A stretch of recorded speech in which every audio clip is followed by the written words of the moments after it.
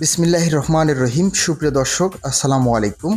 বাংলাদেশ বেসামরিক বিমান চলাচল কর্তৃপক্ষ আকাশসীমা ব্যবহারের ফি পরিশোধ না করার কারণে ভারতের স্পাইসজেটকে তাদের আকাশসীমা ব্যবহারের নিষেধাজ্ঞা প্রদান করেছেন। দীর্ঘদিন বকেয়া পাওনা পরিশোধ তাগিদা দেওয়ার সত্ত্বেও কোনো ব্যবস্থা না নেওয়ায় এই কঠোর পদক্ষেপ দেওয়া হয়।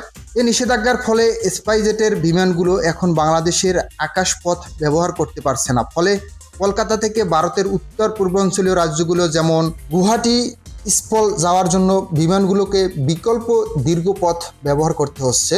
আকাশপথ ঘুরে যাওয়ার ফলে ফ্লাইটের সময় বেড়ে গেছে এবং জ্বালানি খরচও বৃদ্ধি পেয়েছে। এই খবরের পর শেয়ার বাজারে স্পাইসজেটের শেয়ারের দামে পতন লক্ষ্য করা গেছে। স্পাইসজেট কর্তৃপক্ষ জানিয়েছেন যে এটি একটি নিয়মিত ব্যবসায়িক আইনি প্রক্রিয়া। তারা দ্রুত এই বকেয়া সমস্যা সমাধানের জন্য কর্তৃপক্ষের সাথে আলোচনা চালাচ্ছে। তাদের দাবি অনুযায়ী এর ফলে নিয়মিত ফ্লাইট চলাচলে বা যাত্রী নিরাপত্তায় বড় কোনো প্রভাব পড়বে না। স্পাইসজেট বর্তমানে আর্থিক সংকটের মধ্য দিয়ে যাচ্ছে এবং ভারতের বিমান চলাচল নিয়ন্ত্রণ সংস্থা তাদের কার্যক্রমের ওপর কড়া নজরদারি রাখছে। মোহাম্মদ আলামিন, ইউরোপ বিডি, প্রবাস।